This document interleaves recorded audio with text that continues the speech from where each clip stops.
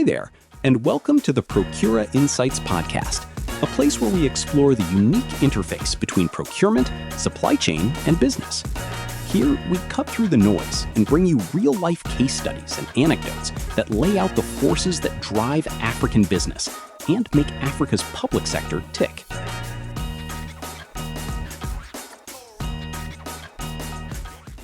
In this episode, Mark Latent and Sarah Clark explore the economics of Africa's preferential procurement landscape. This will be a contentious one. Let's jump in. Usually when we talk about a medical diagnosis, there's this expectation of absolute precision. Right. It feels like engineering almost. Like you fall off your bike, you break your arm, the x-ray shows that jagged white line on a black background, and the doctor just points at it. They say, there it is. Yeah, it's broken. Exactly. It's broken. You put a cast on it and you move on. It's very binary. Mm-hmm. And I think it's comforting because we crave that visibility. We really want complex problems to just be easily categorized into, broken or functioning. But then you step into fields like neurodevelopment or complex trauma, and suddenly that x-ray machine is just entirely useless. Mm-hmm.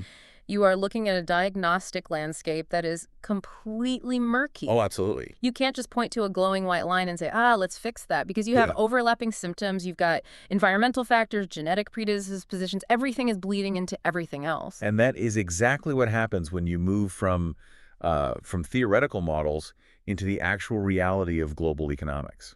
Which brings us to the core of what we are unpacking today. We're stepping into an economic landscape that feels exactly like those diagnostic muddy waters. So, picture this for a second. You have a massive multi-billion-dollar offshore oil project in the developing world. Okay. The engineering is flawless. The international financing is completely secured. The central government has signed off on all the permits. But the gears grind to an absolute halt. Just completely stopped. Completely. Millions of dollars are bleeding out every single day, not because of a mechanical failure, but because a group of local farmers has parked their tractors across the only access road to the supply depot. Yeah, that happens a lot more than people think. Right. And why? Because of the deeply complex, often incredibly frustrating world of local content mandates. So today, we are taking a massive question and attempting to navigate the murkiness of it all. We're looking at these mandates across developing economies, and we're specifically focusing on the supply chains in sub-Saharan Africa. It is just a phenomenal landscape to analyze. And, to do this justice, we're pulling from a really dynamic stack of research for today's deep dive. Yeah, we've got a lot to get through. We really do. We're looking at academic literature reviews covering the East African oil and gas boom. We have these incredibly granular policy briefs on South Africa's industrial strategies from the Trade and Industrial Policy Strategies Group. The TPS group. Yeah. Right, the TPS group. And we're layering in macroeconomic reports from the World Bank and the African Development Bank. Plus, to ground all of this in actual reality, we are leaning heavily on corporate strategy papers, including a major qualitative study from Walden University. Mm-hmm. And that one is great because they interviewed the actual supply chain managers who are out there trying to navigate this maze on the ground. And our mission here today is very specific. We aren't just summarizing the legal codes, We are trying to answer a massive multi-billion-dollar question. Do these local content mandates actually drive meaningful, sustainable growth for small, medium, and micro enterprises, the SMMEs? Right. And do they deliver real, tangible value to the multinational buying organizations? Or, when you strip away the political ribbon-cutting ceremonies, are they just creating a mountain of expensive red tape that ultimately hurts the people it's actually supposed to protect? It's the multi-billion-dollar question. It really is. So if you are listening to this right now, and maybe you're on your commute, maybe you work as a supply chain manager pulling your hair out, trying to balance cost optimization with these regulatory quotas, or maybe you sit in a government office somewhere trying to figure out how to lift up your local economy without accidentally, scaring away foreign direct investment. Which is a very tough tightrope to walk. So tough. Or perhaps you're just someone who loves understanding the hidden levers of global trade, the actual mechanics of how the world works. Regardless of your background, this discussion is going to reveal how the sausage of global development is actually made. Let's get into it. Okay, let's unpack this. We need to start by defining the boundaries of the playing field here. When a government issues a local content mandate, what physical reality does that actually create? for a business? Well, to understand the physical reality, we really need to look at the baseline definition provided by the United Nations Conference on Trade and Development, UNCTAD. Okay. They define local content requirements, or LCRs, as policy measures that are designed to ensure that a certain amount of domestic value added is created through the use of domestic inputs in the production of goods and services. Okay, domestic value added. I mean, that is a very clean, very economist way of phrasing it. Yeah, very sterile. Right. But if I'm holding a procurement contract in my hand, what does that translate to? What am I legally forced to do? So on the ground, it usually translates into a highly complex, multi-tiered set of quotas. It's almost never just one single thing. Like a checklist. Exactly. First, you have material thresholds. So a government might say, okay, if you're building a new pipeline, 30% of the structural steel must be forged within our borders. Got it.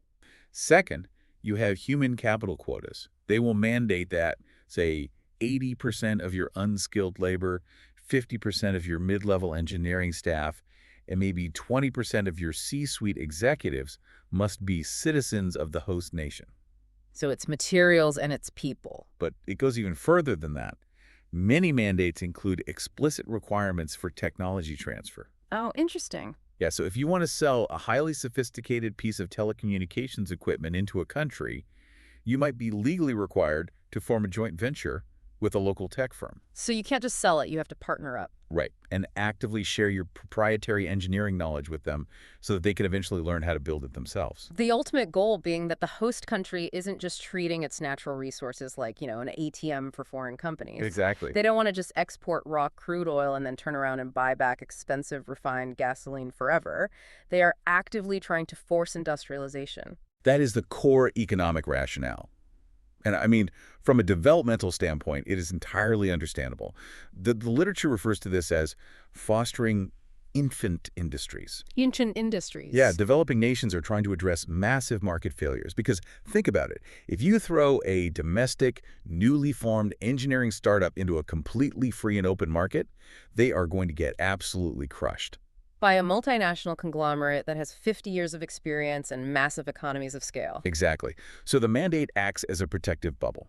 It forces the multinational to buy from that infant industry, which provides the capital and the real-world practice they need to grow, increase the local tax base, and ultimately create generational wealth. I mean, I understand the theory completely. It's essentially the government using its leverage, either its natural resources or its massive public procurement budget, to basically say, hey, if you want access to our market, you have to help us build our market. Spot on. But I do get hung up on the terminology sometimes. When we use the word local, that feels incredibly elastic to me. Are we talking about the entire nation? Or are we talking about this specific rural town where a foreign company just discovered, say, a massive copper deposit? You've just hit on one of the most intense, fiercely debated fault lines in the entire field of resource economics. Really? Oh, yeah. It is the friction between the national approach and the localist, or community content approach. And honestly, the difference between those two definitions often determines whether a project succeeds or ends up blockaded by angry farmers, like you mentioned earlier. Walk me through the mechanics of that friction. Let's look at the national approach first. Okay, so most of the heavy hitters in Africa, in places like South Africa, Nigeria, Ghana, they largely utilize a national definition. Okay. So if a multinational oil company is operating in the rural Niger Delta, and they hire a catering company based in Lagos, which is hundreds of miles away, that technically counts as local content. Even though it's nowhere near the rig. Right. Because the catering company is registered in Nigeria, it employs Nigerians, the profits stay in the Nigerian banking system.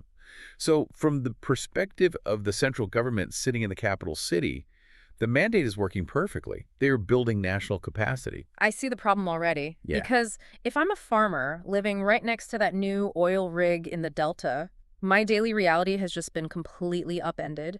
There are heavy trucks destroying the local dirt roads. There's a ton of noise pollution. Maybe my groundwater is at risk. Totally. And then when I go to the rig to try and get a job or, sell my vegetables to the cafeteria, I'm told, sorry, we already met our local content quota by hiring a massive corporate catering firm from the capital city. Yep. I mean, I don't care about the national GDP statistics at that point. I want to know how this disrupted ecosystem is going to feed my family today. Which is a completely rational response. Yeah. And that outrage is exactly what drives the localist approach. Mm. Our sources actually highlight a really fascinating case study regarding this exact tension in Tanzania. Oh, Tanzania, right. Yeah, when Tanzania was drafting its policy for their burgeoning oil and gas industry, the original drafts explicitly explored the concept of what they actually called local content. Local. That's a great phrase. Isn't it? It really highlights how absurd the standard definition can be if you have to literally say local twice just to mean the actual people standing next to the project. Right. It was a direct attempt to prioritize these specific, immediate regional areas that were bearing the brunt of the extraction activities. How would that work? So the draft proposed mandating that companies must create concentric circles of procurement, Okay. meaning you must exhaust the labor and supply capabilities of the immediate village first, then you can look to the surrounding district, then the province, and only after all that can you look to the national capital. That seems entirely fair to the impacted community. Did it pass? Ultimately, no. Tanzania backed away from it in their final legislation. They ended up reverting to a more standard national definition. Wait, really? Why? If it solves the community anger problem, why would the government scrap it? Because of the sheer administrative and economic impossibility of actually enforcing it. Ah. Just imagine you are the multinational. How do you legally define where a citizen is from? Do they need to show a birth certificate from that specific village? Right. What if they moved there a year ago just in anticipation of the oil boom? Exactly. Are they local enough? Furthermore, the central government realizes that highly specialized skills like advanced geological engineering simply do not exist in a rural farming village. Of course not. If you force the company to hire from a pool that has zero technical capacity, the project stalls. And if it stalls, the central government gets zero tax revenue. So the central government compromises. They basically prioritize broad national industrialization over hyper-local equity, just sort of hoping the wealth eventually trickles down. They do. But, and this is important, the draft policy recognized something vital that we're definitely going to return to later. To get a true social license to operate, you have to provide actual community content, because the local community views those jobs and contracts not as some macroeconomic strategy, but almost as a form of compensation. Like a merit good owed to them for the disruption of their lives. Exactly. Well, to give everyone listening a sense of just how granular and intense this national approach can get, I want to pivot to the South African Industrial Policy Action Plan, or IPAP, which is heavily detailed in that TPS policy brief we're looking at. Oh, IPAP is fascinating. It really is. When a government decides to force industrialization through public procurement, they don't just issue vague guidelines. The level of micromanagement is actually staggering. The IPAP designations are famously complex. They basically dictate exact percentages for government tenders across dozens of different sectors. Let's look at some of the numbers because they are wild. If a South African municipality wants to buy public buses, the bus body itself must have 80% local content. Textiles, clothing, leather, and footwear are blanketed at 100%. 100%. Steel power pylons, 100%. Rail rolling stock is 65%. But where it gets truly crazy is the breakdown of electronics. Yeah, the electronics section is intense. Think about a two-way radio terminal that the police or emergency services would use. The mandate doesn't just say buy local radios, it dissects the entire device. So the portable radio as a whole needs 60% local content, but the internal components are individually regulated. And this is exactly where the friction of the mandate meets the very messy reality of global supply chains. Right, because inside that radio, the printed circuit board might have a totally different quota than the plastic casing. We see the exact same thing in green energy. Right, the solar mandates. Yeah, for solar PV components, the laminated modules are required to be 15% local. But the mounting structure, like the metal racks that hold the panels up, must be 90% local. And then the complex inverter that translates the solar energy into usable grid power, 40%. It's incredibly specific.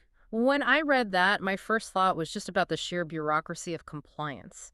If you are a manufacturer trying to sell solar inverters to the government, you essentially have to audit your entire supply chain down to the individual screw and microchip just to prove you hit exactly 40%. Which brings us to the real tipping point of this entire discussion. The intention behind IPAP and behind mandates in Nigeria or Tanzania is a very noble effort to boost domestic enterprise. Right, climbing the value chain. Exactly. It's an attempt to climb the value chain. But when a government forces a highly complex market to behave in a very specific, rigid way, dictating that exactly 40% of an inverter must be locally made, regardless of the current local capacity. Massive friction is generated. And when those mandates misfire, they don't just fail quietly. They become a massive systemic burden. Which leads us right into the academic frameworks that help explain why this well-intentioned policy can go so incredibly wrong. Right. And to understand the failure mechanics, we really need to look at the theoretical framework developed by economists Lahiri and Ono. Okay. They analyzed mandatory local content and concluded that, fundamentally, a rigid LCR acts as an implicit tax on production. An implicit tax. I actually love that phrasing because it implies a hidden cost. Let's trace a hypothetical dollar through that implicit tax model. Sure. Let's say I'm a multinational construction firm and I have a budget to buy a bunch of structural steel. Okay, let's walk through it. So, Sure. in a free market without any mandates, you would go out to the open global market. You would find high-grade structural steel from an established global hub, perhaps somewhere in Asia or Europe, where massive economies of scale make it incredibly cheap and super reliable. Let's say it costs you $1 million. It arrives in 2 weeks. It possesses all the international ISO safety certifications, and it just works flawlessly. Simple, efficient, and cheap. Right. But now you are operating under a mandate that requires you to source, say, 40% of that steel domestically. Because the host government is trying to build its infant steel industry. Exactly. The problem is that local steel mill is tiny. They don't have those economies of scale, their energy costs are probably higher, and they use older machinery. Consequently, to buy that exact same volume of steel from the local mill, it ends up costing you $1.5 million. Oh, so my baseline cost just went up by $500,000 purely for compliance. Exactly. But the implicit tax doesn't stop at the purchase price. It gets worse. Oh, much worse. Because the local mill uses older machinery, their defect rate is naturally higher. So you as the multinational have to go out and hire an extra highly paid quality assurance engineering team to literally live on site at the local mill just to inspect the steel before it even ships. That's a massive added overhead. And then let's say the local mill suffers a rolling power outage and misses their delivery deadline by 3 weeks. And if I don't have the steel, my entire multi-billion-dollar construction site just grinds to a halt. My cranes are sitting idle. My workers are basically being paid to stand around. Exactly. The daily holding cost of a massive infrastructure project can run into the hundreds of thousands of dollars. Right. So between the price premium, the quality assurance overhead, and the schedule delays, your profitability has absolutely plummeted. You've essentially been taxed by the inefficiency of the mandated supply chain. And here is the irony that Lahiri and Ono point out, which just blew my mind when I read it. If my profitability plummets because I'm forced to use inefficient local suppliers, my corporate tax burden plummets too. Yes, it really is a paradox. The host government taxes your corporate profits. So if your profits shrink because of their strict local content mandate, the tax revenues the government collects from you also shrink. The government is literally taxing itself by enforcing a rigid mandate. Do we have real-world numbers on how heavy this implicit tax actually is? I mean, beyond the theory? We do, and honestly, it is staggering. Let's look at the Nigerian oil and gas sector, which has some of the oldest and most stringent local content laws in Africa. Industry studies cited in our sources suggest that local content compliance can increase total project costs by 15 to 25%. Wait, 15 to 25%? On an offshore deep-water drilling project, we are talking about budgets in the tens of billions of dollars? Yep. A 25% compliance premium means literally billions of dollars evaporating into inefficiencies. It is astronomical. And it's crucial to understand that this burden isn't just carried by wealthy foreign multinationals either. The TPS policy brief explicitly highlights how this implicit tax basically paralyzes the South African government itself. Let's talk about the municipalities, actually, because that's where the rubber really meets the road for normal citizens. Right. South African municipalities are legally bound by those strict IPAP percentages you were reading off earlier. So imagine a municipal water authority desperately needs to upgrade its infrastructure. Okay. They issue a tender for highly specialized heavy-duty water valves. The IPP mandate dictates those specific valves must have 70% local content. But what if no one in the country actually manufactures those specific valves? I mean, what if the domestic market is just too small to support a highly specialized valve factory? That is exactly what happens. The tender goes out, and there are literally 0 local bidders who can meet both the highly technical engineering specifications and the 70% local content requirement. So what do? I would assume common sense prevails, right? The municipality is granted an exemption to just buy the imported valves so they can actually fix the water system. Well, in a flexible system, yes. But under rigid bureaucratic frameworks, they often just have to cancel the tender entirely. You're kidding. Nope. They cancel it, they undergo a lengthy review process, they attempt to restart the procurement months later, and the administrative costs just pile up. And in the meantime, the physical water infrastructure continues to degrade. Exactly. Basic service delivery to the citizens is halted because the municipality is legally prohibited from buying the pots they need. That is just wild to me. It sounds like, I don't know, it's like telling a toddler to run a marathon. That's a good way to put it. If you pass a law demanding that a local small business supply a highly technical part tomorrow, but they don't have the factory, they can't access the capital, and they don't possess the engineering skills, aren't you just setting everyone up for catastrophic failure? You are creating a completely impossible environment. Yeah. And when you create an impossible regulatory environment, the market will inevitably find a workaround. Always. Always. Which leads us to one of the most toxic, value-destroying side effects of poorly designed local content mandates. Yeah, that is. The phenomenon of hollow companies, or what the industry refers to as fronting. Fronting. Let's dig deep into fronting because this really reveals the dark underbelly of the entire system. What exactly constitutes a hollow company? So, when targets are utterly unrealistic, compliance basically just becomes a theater production. Let's look at Angola as a primary example. Okay. In 2004, the Angolan government decreed a highly aggressive target. They mandated a 70% Angolan workforce in the petroleum sector, which, sounds fantastic in a press release. But the reality of the labor market didn't match the press release, did it? Not even close. The specialized technical skills required to run a petroleum sector, things like subsea engineering, advanced geophysics, complex project management, they simply were not present in the domestic labor pool in those numbers. Right. The educational infrastructure just hadn't produced them yet. So what happens then? The multinational is told they have to hit 70%, but the engineers literally don't exist. So a local entrepreneur realizes that they cannot compete for a contract based on technical merit. Yeah. Right? They don't have a factory or a degree in geophysics. But they do have a local passport and perhaps some very good political connections. So they set up a shell company. They register the business, print some nice business cards, and they bid for the contract, leveraging their local status to win it over a foreign competitor. And once they win the contract to, say, provide complex pipeline maintenance, what do they actually do? Because they can't do the work. They act strictly as a legal middleman. They take the contract and they immediately subcontract 100% of the actual physical execution to a foreign entity based in, Texas or Aberdeen. Wow. The foreign company flies in, does the work, and leaves. The local hollow company simply processes the invoices, scraping a 5% or 10% margin off the top just for providing the legal loophole. It's pure regulatory arbitrage. They're literally just selling their nationality. Exactly. And let's evaluate this against the core intent of the mandate, right? Does the local SMME grow? No, they have absolutely no incentive to invest in machinery or training because they make free money just pushing paper. Do they learn any new skills? No. Is there any technology transfer? Absolutely zero.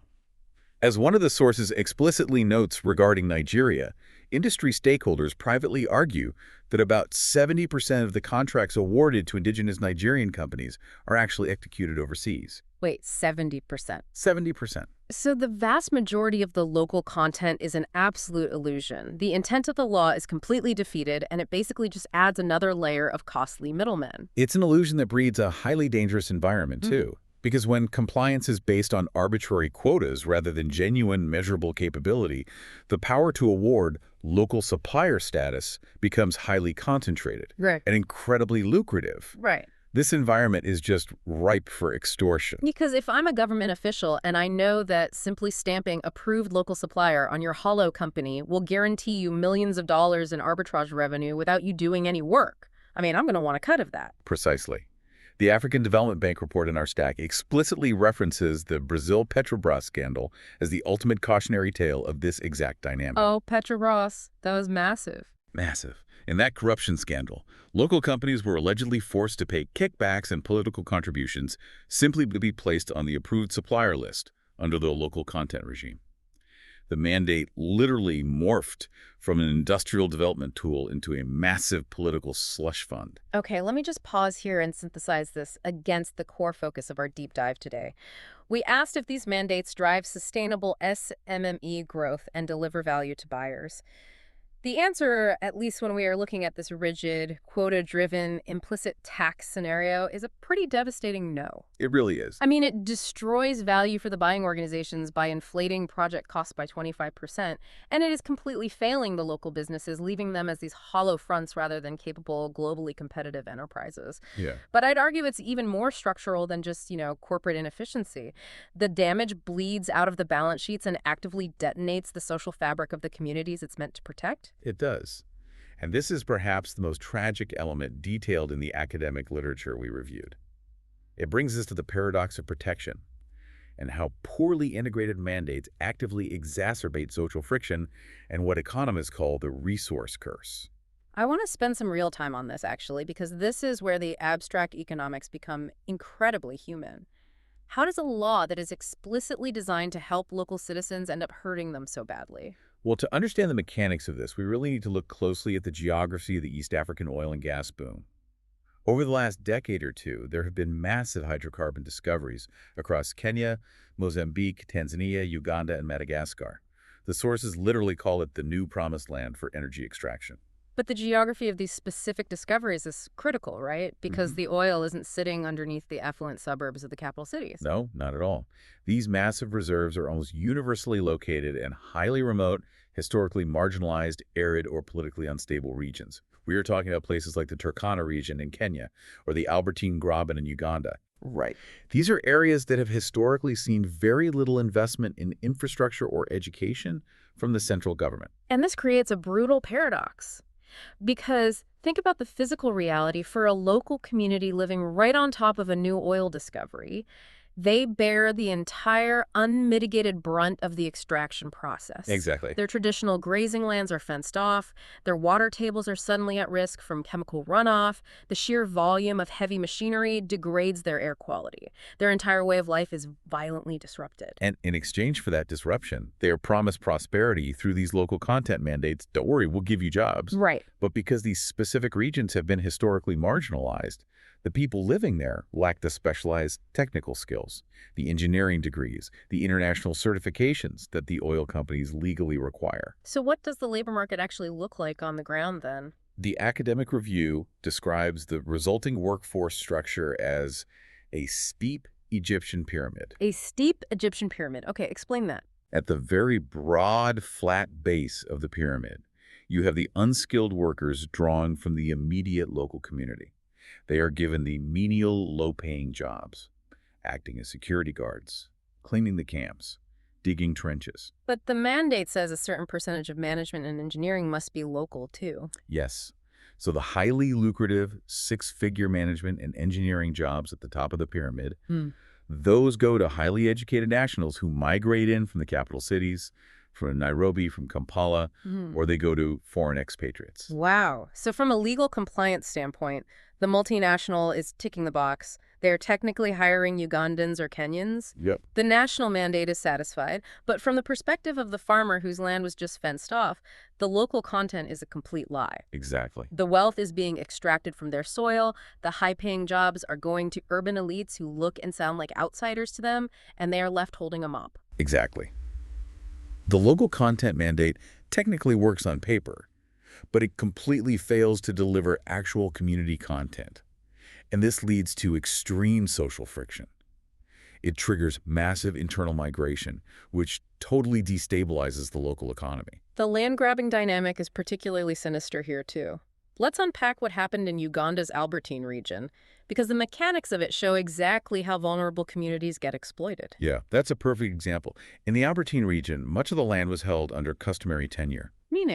Meaning families had lived and farmed there for generations, but they didn't necessarily possess a formalized Western-style paper deed filed in a central registry. It was just understood by the community whose land was whose. But then oil is discovered. Oil is discovered. And immediately, wealthy, politically connected elites from the capital city who understand exactly how the legal system and the impending local content contracts will work, they just flood into the region. Oh, no. Oh. They realize that the multinational companies will need massive tracts of land for supply depots, worker housing, processing facilities. So the elites start a speculative land grab. They do. They use their capital and their knowledge of the legal system to aggressively buy up, or in some cases outright coerce, the transfer of this customary land from the local inhabitants, often for a fraction of its future value. Oh. They formalize the deeds in their own names.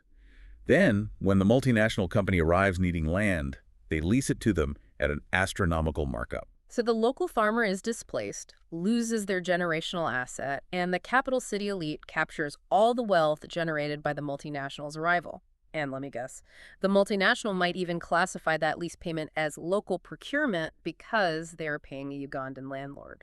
It is a textbook example of how a sudden influx of capital combined with a lack of community-level protection just violently widens the inequality gap. It's awful. And the resulting anger is palpable.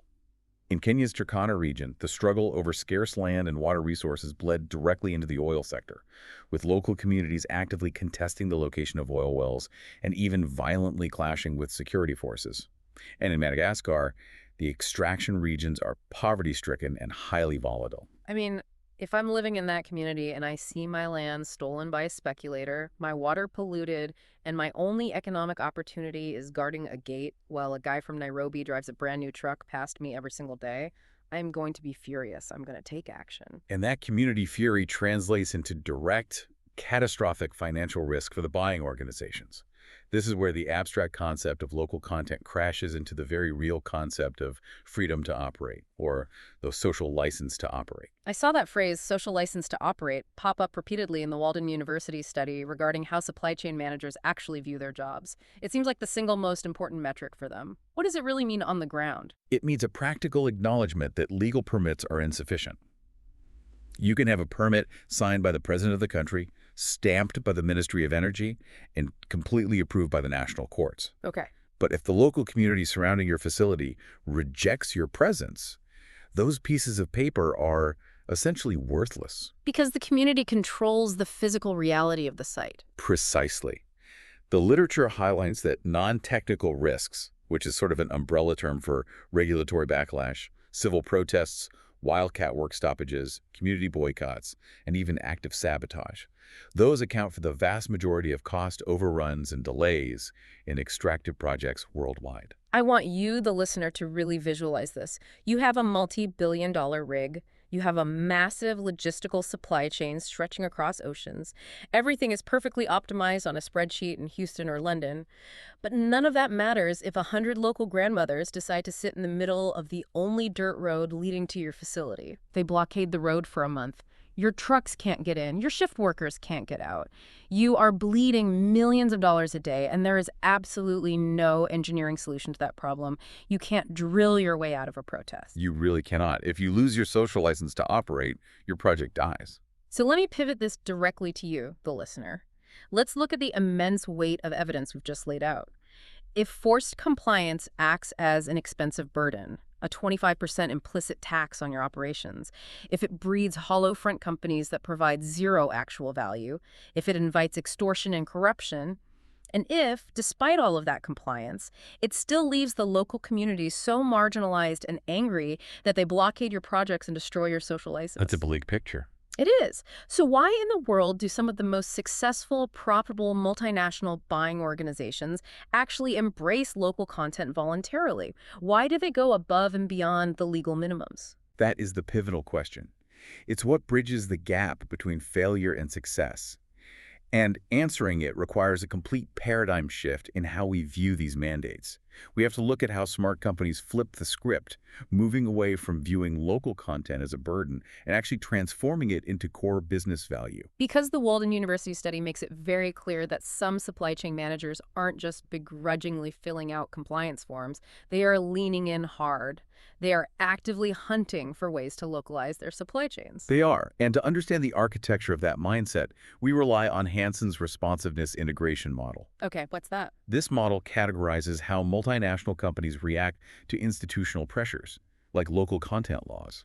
Break the model down for us. What are the options? Okay, so the lowest level is evasion companies that actively try to skirt the laws through fronting or bribery.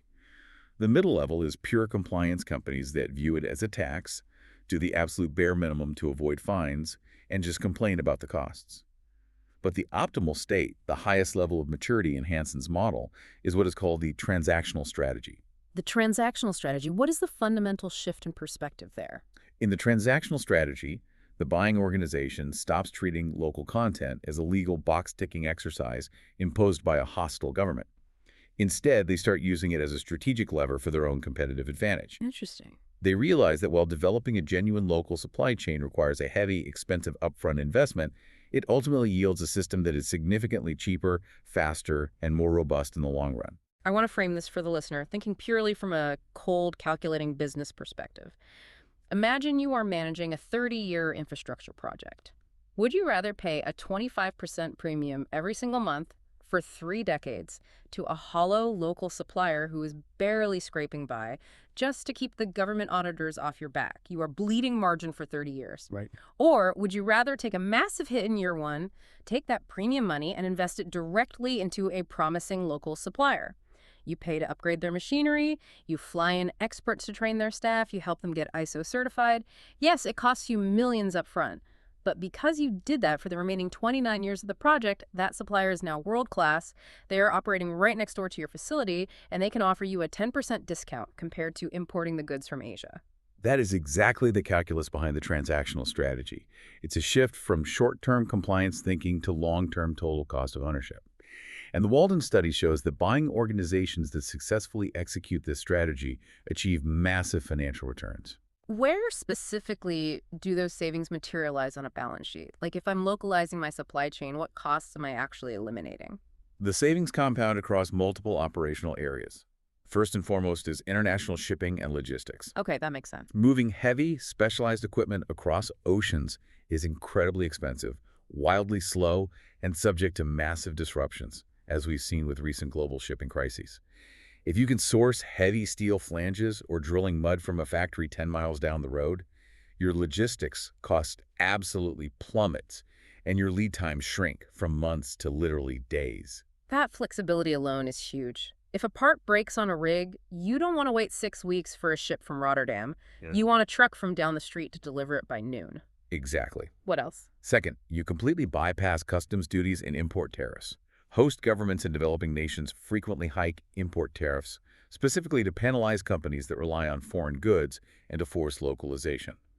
By buying local, you eliminate that tax burden entirely. Third, and this is a big one, you massively insulate your project from currency fluctuations. Explain the mechanics of that Forex risk, because I think people overlook that. Sure. If you are an American multinational operating in, say, Kenya, and you import all your supplies from Europe, you have to pay those European suppliers in euros or US dollars. But your revenue, or your local operating budget, might be tied to the Kenyan shilling. Okay. If the shilling suddenly depreciates by 20% against the dollar, your supply chain costs just skyrocketed overnight through absolutely no fault of your own. However, if you have localized your supply chain and you are paying your suppliers in Kenyan shillings, you are naturally hedged against that foreign exchange risk. Oh, wow. Your costs remain stable regardless of what the global currency markets do. That is incredibly smart. And what about the human capital side? We talked earlier about the Egyptian pyramid of labor, where all the highly paid engineers were expats flown in from Texas or London. That cannot be cheap. It is an astronomical expense. Replacing expatriate staff with trained, highly capable local talent represents one of the largest potential cost savings over the entire lifespan of a project. Because you aren't just paying an expat's salary, you're paying their premium hardship salary. You are paying for their housing in a secure, gated compound. You are paying for their private security detail. You're paying tuition for their children to attend international private schools. Yep, the list goes on. You are paying for them to fly first class back to their home country twice a year. One expat engineer might cost a company 4 or 5 times what a local engineer would cost. Exactly. So if you invest the money up front to build a local engineering academy and train brilliant local talent to fill those roles, the long-term human resources savings are just spectacular. Do we have hard empirical data on the cumulative effect of all these savings? Like, does the transactional strategy actually beat out the evasion or compliance strategies on the bottom line? Unequivocally, yes. The KPMG study data cited in our sources provides a very clear benchmark here. They analyzed massive extractive and infrastructure projects and found that companies with mature, strategic local content programs achieved 8 to 12% lower total operating costs over the life cycle of the project compared to their competitors who only did the bare minimum for compliance. 8 to 12% lower total operating costs. Yes. On a multi-billion-dollar project, that translates to hundreds of millions of dollars in pure profit advantage. That is the definition of a strategic lever. It is. And the financial benefits extend beyond just operational savings, too. Embracing the transactional strategy fundamentally alters how the global financial system views your project.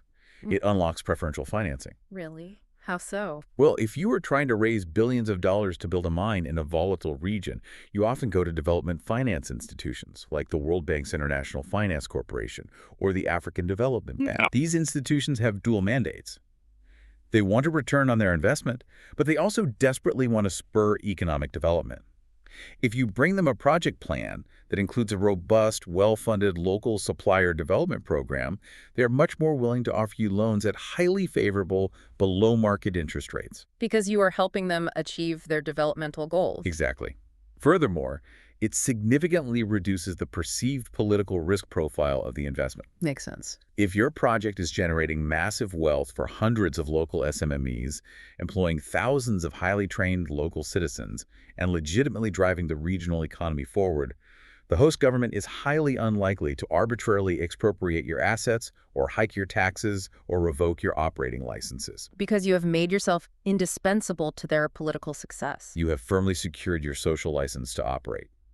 So this entirely answers the second half of our deep dive's core focus. When treated as a strategic investment rather than a compliance chore, local content mandates do drive immense tangible value for the buying organizations. They absolutely do. But, and this is a big but, it raises a massive practical execution question. It's very easy to sit in a boardroom and say, invest in local suppliers. It's incredibly hard to actually do it. How does a multinational actually transform a hollow front company that just pushes paper into a highly capable SMME that manufactures complex quality goods? That transition from paper compliance to physical capability is the hardest part of the equation, without a doubt. It brings us to the mechanics of building genuine SMME capacity, which really hinges on two critical concepts drawn from the research of economist Oliver Morrissey: backward linkages and spillovers. I want to make sure we define those precisely because they sound similar but obviously mean very different things in practice. What is a backward linkage and how does it differ from a spillover? Okay, so a backward linkage is the actual physical economic transaction. It occurs anytime a foreign multinational buys inputs from a local domestic supplier. If an oil company buys catering services from a local restaurant or buys gravel from a local quarry, that is a backward linkage. Money changes hands for a good or service. So a linkage is just a purchase order, essentially. Essentially, yes. But a linkage alone doesn't transform an economy, does it? No, it doesn't. And as Morrissey notes in his research, extractive sector linkages in Africa are frequently high in volume, but they are seldom accompanied by spillovers. So what is a spillover in this context? A spillover occurs when knowledge, technology, or advanced managerial practices are permanently transferred to and internalized by the local firm. Okay, give me an example. If you buy gravel from a quarry, there is a linkage, but very little technological spillover. The quarry owner isn't really learning anything new. Right. But if the multinational works with a local metal fabrication shop to help them manufacture specialized subsea pipe fittings that require extreme pressure tolerances and helps them achieve an international ISO safety certification to actually do so, well, now the local firm has learned a highly valuable, globally transferable skill. That's a huge difference. It is. As Morrissey states, a search for spillovers is fundamentally a search for learning. It is about the transfer of capability, not just handing over a check to hit a quota. That is a crucial distinction. The goal isn't just to funnel money to local businesses. The goal is to permanently upgrade their capabilities so they can eventually compete globally without the protection of the mandate. Exactly. So how are the smartest companies actually facilitating this learning? Because an oil company's core competency is drilling for oil, right? Not running a vocational school. But our sources suggest they are stepping into that educational void anyway. They have to. They recognize that if the skills don't exist in the local market, they must manufacture the skills themselves. The Academic Review of East Africa highlights some phenomenal public-private initiatives where multinationals essentially built the educational infrastructure from scratch. Let's talk about the Tullow Oil examples, because those really stood out to me as massive long-term investments. Yeah, they are great examples. In Ghana, Tullow Oil and the Jubilee partners recognized a massive deficit in technical skills needed for offshore operations. So instead of just complaining about it to the government, they funded a $15 million state-of-the-art training center at Takoradi Polytechnic. $15 million. And they didn't just build a building. They equipped it with the exact same industrial machinery used on the rigs, and they brought in expert instructors. It was an initiative aimed specifically at addressing the gap in technical and vocational education, creating a pipeline of certified local talent that the entire industry could draw from. And they didn't stop in Ghana. We see a similar blueprint in Kenya, right? Yes, in Kenya, Tullow, in collaboration with Africa Oil Corporation, funded the construction and outfitting of a polytechnic institute in Lodwar. And Lodwar is... Lodwar is in the Turkana region, one of those highly remote, historically marginalized areas we discussed earlier. Right, where the protests were. Exactly. By placing the training center directly in the impacted community, they're directly addressing that local friction. They are ensuring that the people bearing the brunt of the extraction have a genuine pathway to acquire the high-level skills needed to participate in the wealth generation. Okay, that handles the human capital side, training the workforce. But what about the SMMEs themselves? How do you upgrade a whole local business? The supply chain managers interviewed in the Walden study talk extensively about deploying a category strategy and engaging in supplier development. I want to break down exactly how a multinational executes this, step by step. Sure. So the first step is the category strategy, which basically means the buying organization stops blindly demanding that every single component be sourced locally. Because they realize that is impossible. Exactly. Instead, they conduct a rigorous, highly analytical audit of the local market to identify specific procurement categories where SMMEs actually have a realistic potential to succeed with a little help. So they're picking their battles based on local realities. They look at the market and say, okay, the local manufacturing base absolutely cannot build the massive deep water drill ship. It's too complex. But they already have a decent light manufacturing sector, so they absolutely could learn to manufacture structural steel scaffolding or provide complex logistical fleet management. Exactly. You find the categories where the gap between current capacity and required capacity is actually bridgeable. Once they identify a promising category, let's say industrial valve maintenance, they move to step 2, active supplier development. And this is where the transactional strategy really shines, right? Because they don't just hand the local valve company a massive contract and say, good luck, see you in 6 months. No, because handing a massive, complex contract to an under-equipped SMME is just a recipe for failure. Instead, they partner with them. They might provide direct financial support, offering highly favorable payment terms, or even guaranteeing bank loans so the SMME can afford to buy modern diagnostic equipment. Wow, literally co-signing loans. Sometimes, yes. But the most crucial intervention is helping the local SMME partner with original equipment manufacturers, or OEMs, from overseas. I really want to understand the mechanics of this OEM partnership. Walk me through exactly how a multinational brokers that relationship. Let's use our valve example. Okay. So the multinational needs highly specialized, high-pressure valves maintained on a rig in East Africa. The local SMME has a basic machine shop, but they lack the proprietary knowledge and the international safety certifications to touch a high-pressure valve. Okay. The multinational contacts their traditional global OEM supplier, say, a massive engineering firm in Norway that builds the valves. The multinational brokers a deal. They tell the Norwegian firm, we will guarantee you a long-term service contract, but you must enter into a joint venture with this specific local SMME in East Africa. Oh, I see. You must send 2 of your senior engineers to East Africa for a year to live there and train their staff. You must transfer the proprietary maintenance protocols. So they basically broker a marriage between the local company that has the labor and the local operating knowledge and the global expert that holds the technical gold standard. Exactly. The OEM gets a guaranteed contract. The multinational gets a localized, cheaper maintenance hub. And crucially, the local SMME experiences a massive technological spillover. They upgrade their facility, they learn the Norwegian engineering standards, and they earn their ISO certifications. They've been permanently transformed into a globally competitive entity. It's a brilliant mechanism. It really is. But Yeah. I have to pause here. I need to push back on this idealized model just a bit. Please do. Because we can sit here and talk about brokering OEM partnerships and building training centers, and it sounds incredibly elegant on a podcast, or excuse me, in a deep dive. Right.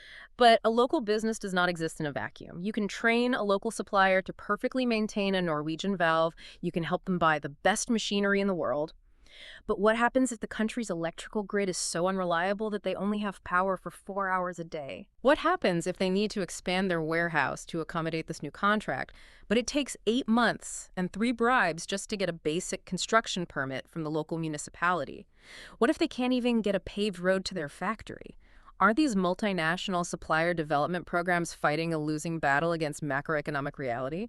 That is the single most sobering reality check in this entire field. You have identified the absolute critical vulnerability of the system. Linkages and spillovers absolutely cannot survive in a vacuum. The broader institutional environment, the basic mechanics of governance and infrastructure are the ultimate arbiters of success. Right.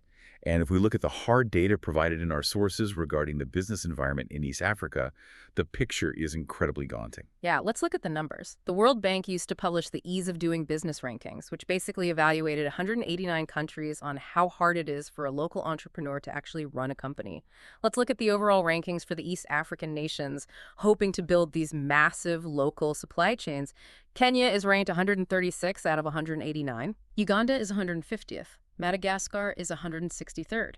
And when you drill down into the specific submetrics of those rankings, it perfectly explains why local SMMEs struggle to scale, regardless of how much help a multinational gives them. Let's look at the submetrics. In the category of getting electricity, which is foundational to literally any industrial capacity, Kenya ranks 151st. Uganda is 184th. Madagascar is 189th. They are dead last in the world. Dead last. For dealing with construction permits, Madagascar is 177th. For getting credit, actually securing a loan from a bank to start a business, Madagascar is 180th. I mean, if I am a brilliant, hardworking local entrepreneur in one of these countries, I am basically trapped. Completely trapped. I can't get a loan to buy machinery. If I somehow get the machinery, I can't get a permit to build a factory. And if I somehow build the factory, I can't get the electricity turned on to run the machines. Precisely. The structural headwinds are overwhelming. And this explains why, despite the best intentions, the market often devolves right back into hollow-front companies. The genuine entrepreneurs are strangled by their own environment, while the political elites who can bypass the permits and access foreign capital simply set up shell companies and take the contracts.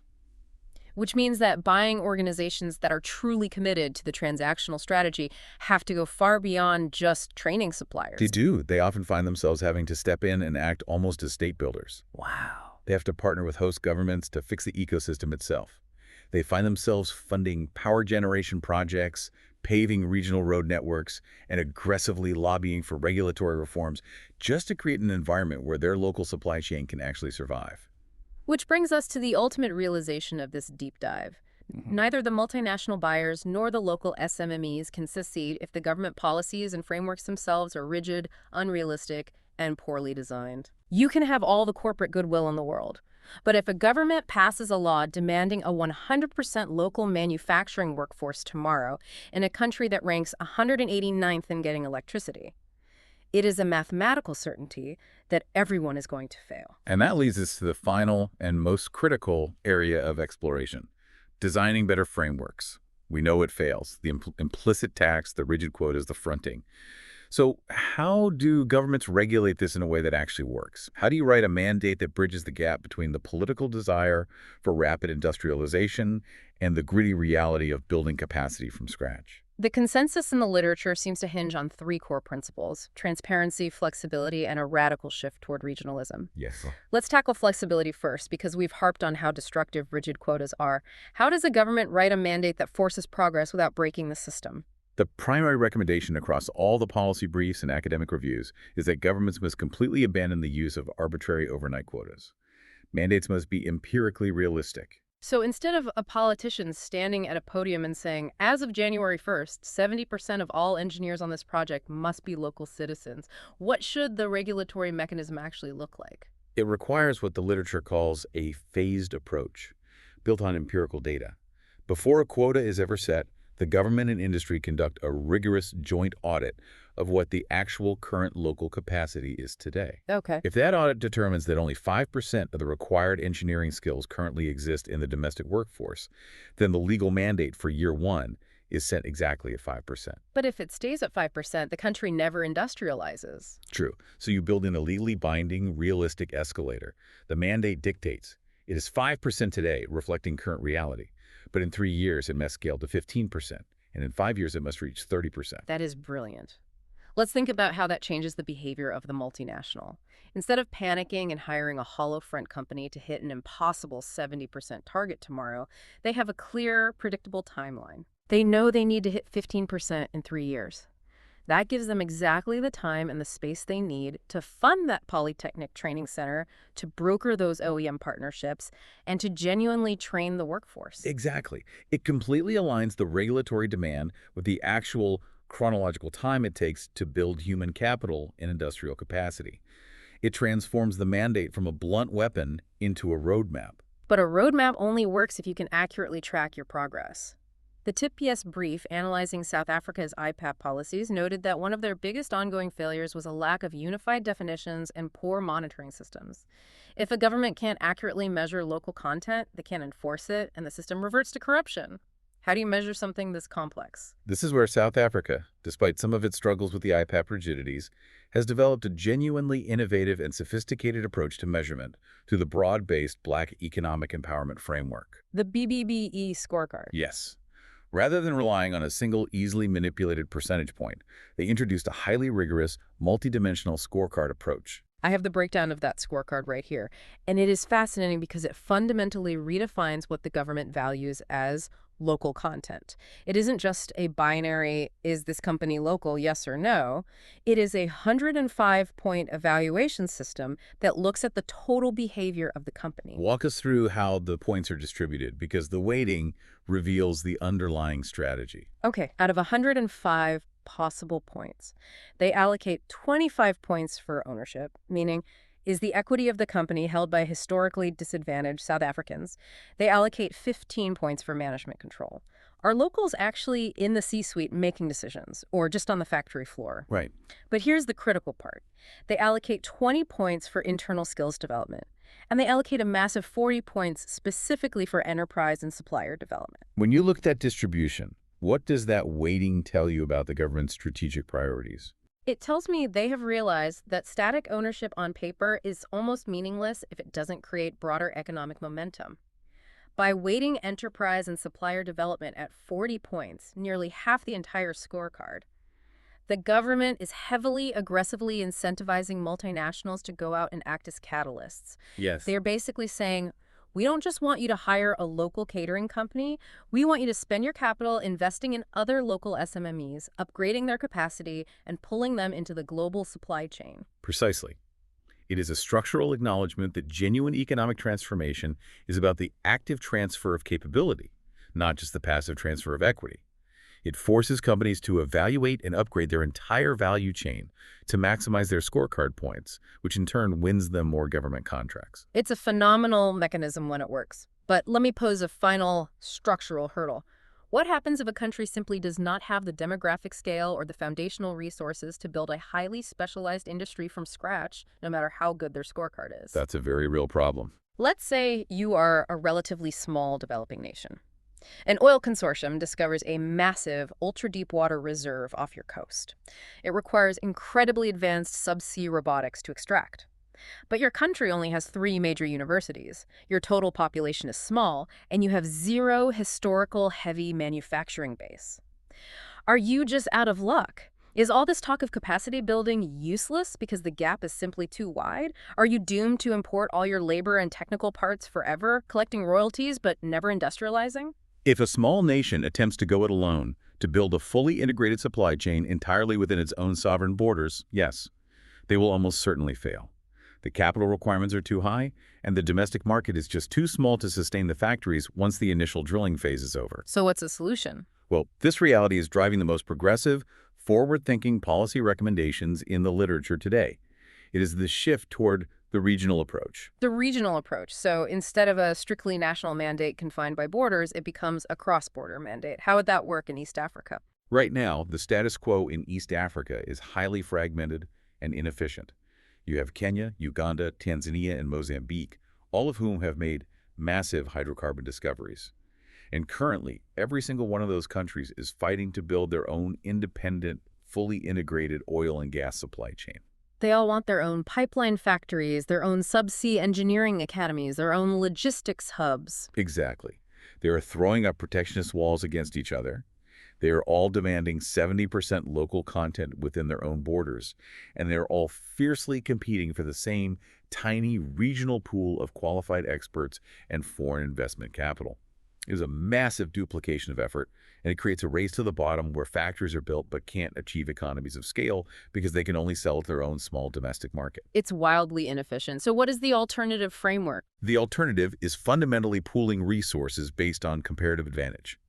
Instead of 5 countries building 5 weak, underfunded national training centers, you utilize established geopolitical frameworks, like the East African Community or the African Mineral Skills Initiative, known as AMSI. Okay. You use these frameworks to create massive, highly funded regional centers of specialization. I see where this is going. It's division of labor on a macroeconomic scale. Precisely. The nations come together and agree. Kenya has a highly developed port and transport infrastructure, so Kenya will become the regional center of excellence for complex logistics and pipeline engineering. Makes sense. Tanzania has a massive coastline and deep-water ports, so Tanzania will host the regional hub for subsea technology and robotics. Uganda, with its unique inland biodiversity, will specialize in environmental management and onshore extraction techniques. And this is the crucial part that makes it work, right? Right. They have to allow cross-border labor and material mobility. Yes.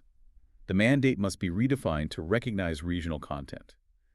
A Kenyan pipeline engineer must be legally allowed to work freely on a rig in Uganda, and their salary counts toward the mandate. A Tanzanian subsea technician must be able to deploy to Mozambique without facing visa delays or protectionist tariffs. If they actually executed that, the scale of the economy fundamentally shifts. Suddenly, a local SMME in Tanzania manufacturing specialized drill bits isn't just selling to the 3 rigs off their coast. They are selling to every rig across the entire eastern seaboard of the continent. They achieve the massive economies of scale required to drive down costs. By integrating regionally, the entire block of SMMEs can plug into global supply chains at a much higher, much more sophisticated level. It stops the fragmented race to the bottom. It builds a highly resilient, deeply capable regional economy that possesses the actual heft and scale to negotiate with massive multinational conglomerates on an equal footing.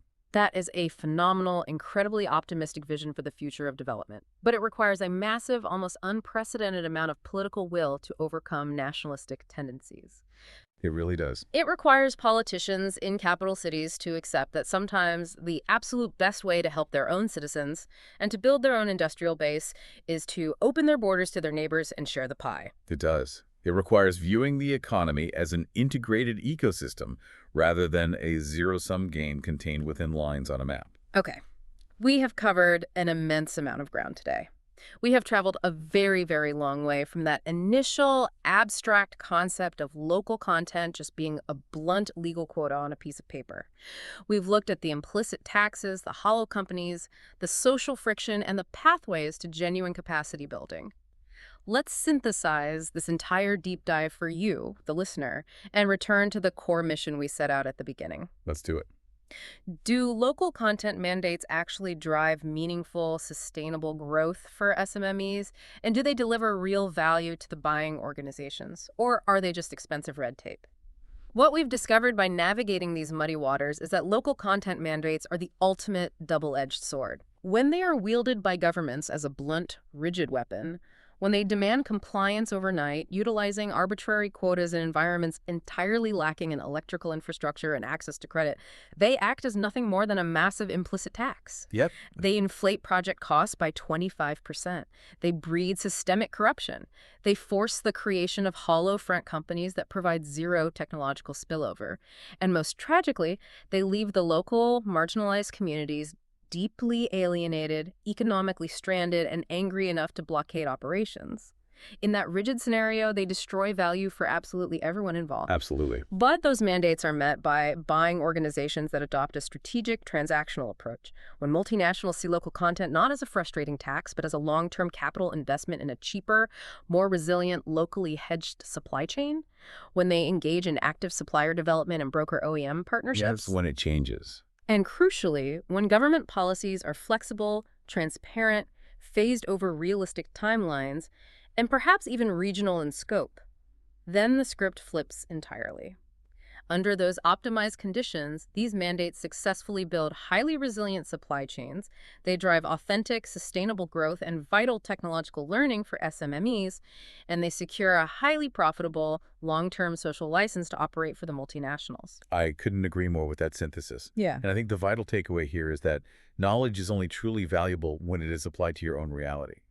We've spent this hour looking deeply at East African oil exploration and South African industrial manufacturing, but the underlying mechanics, the principles of the transactional strategy, the dangers of the implicit tax, the necessity of spillovers, they apply everywhere. I would encourage you, the listener, to look at the supply chains in your own industry, in your own country, through this new analytical lens. Yeah. Are your organization's local procurement efforts actually building genuine capacity? Or are you just ticking a compliance box? Are you seeking permanent technological spillovers or just superficial linkages? That is the perfect challenge to leave with. And to give you one final provocative thought to mull over as you go about your day, everything we've discussed today, from the academic models to the real-world blockades, has been focused on the physical economy. Right, steel and oil. Exactly. We've talked about extracting crude oil, bending structural steel, sewing textiles, and maintaining valves. But as the global economy rapidly and violently digitizes, we are seeing the aggressive rise of local content mandates in the technology sector. Developing nations are looking at the digital extraction of data, and they're starting to demand local cloud services, local data centers, and local cybersecurity teams. Oh, wow. Yeah. If developing nations struggled this much to build local capacity in physical industries where you can at least see and touch the product, where you can physically guard a pipeline, what happens when the mandate is for local data storage, algorithm processing, and artificial intelligence? That is going to be incredibly complex. Will local SMMEs actually be able to capture this highly complex, completely intangible digital value? Or will the hollow company problem simply move to the cloud? Will we see local front companies winning massive digital infrastructure contracts only to instantly subcontract all the actual AI processing back to servers sitting in Silicon Valley or Shenzhen? This is a huge question. It brings us right back to our opening hook. If the physical supply chain is full of diagnostic muddy waters, the digital supply chain is practically invisible. The X-ray machine isn't just broken, it hasn't even been invented yet for the digital economy. Thank you so much for joining us on this deep dive.